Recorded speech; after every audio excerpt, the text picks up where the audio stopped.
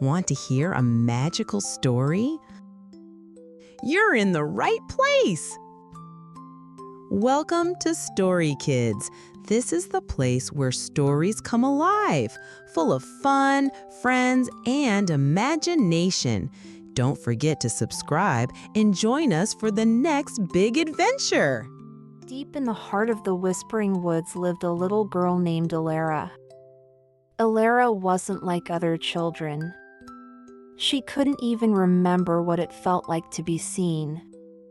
In the center stood an ancient oak, its branches gnarled and twisted like the arms of a giant. At its base, nestled among the roots, was a small house made of twigs and leaves. Smoke curled from its chimney, inviting her closer. Who knows? Maybe this was where she belonged, she thought. You see, Alara was a whisperer, someone who could communicate with the spirits of nature.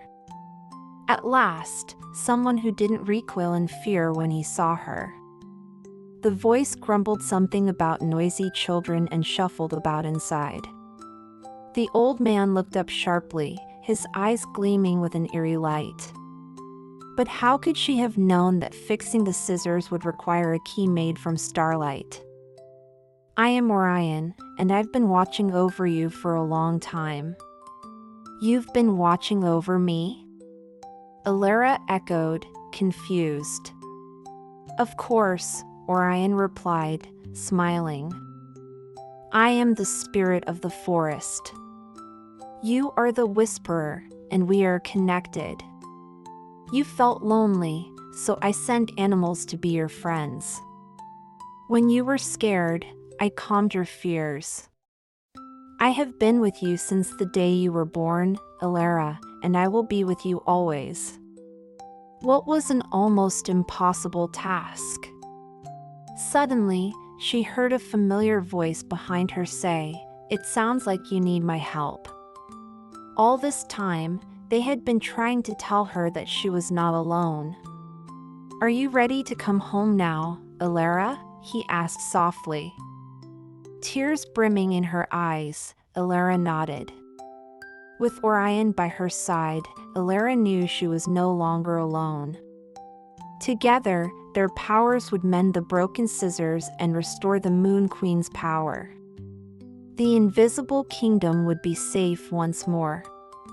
And as for Alara, she would never have to feel alone again. But she had been so focused on her loneliness that she hadn't noticed. Startled, Alara whirled around to see a boy she had never seen before. He was tall and handsome with twinkling eyes and hair the color of spun gold. Why would you ask me such a thing? Well, Alara said, holding out the scissors, I've been searching the whole forest for someone who can fix these. See, they're special. They belong to the Moon Queen, and they've been broken for a very long time. That's why no one can see her anymore.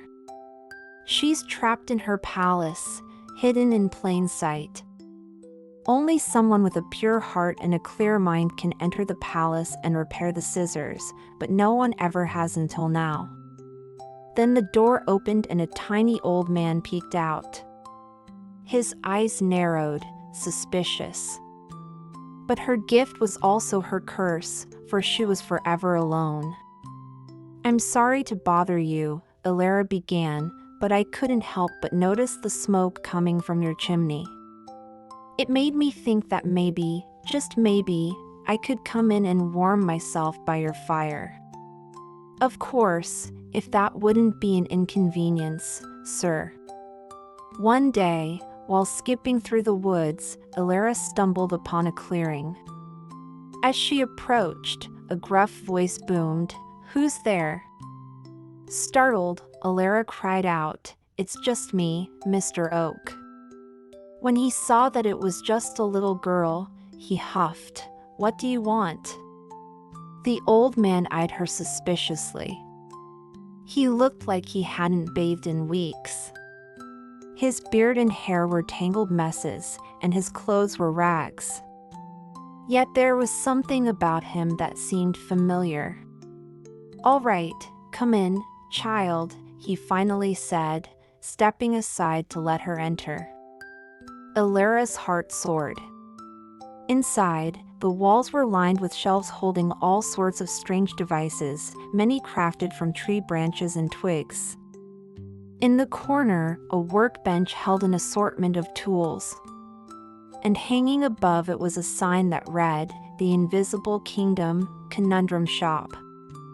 As Alara took it all in, she noticed a pair of scissors lying on the table. They looked ordinary, except for one detail. They were crafted from pure moonlight, shimmering and beautiful.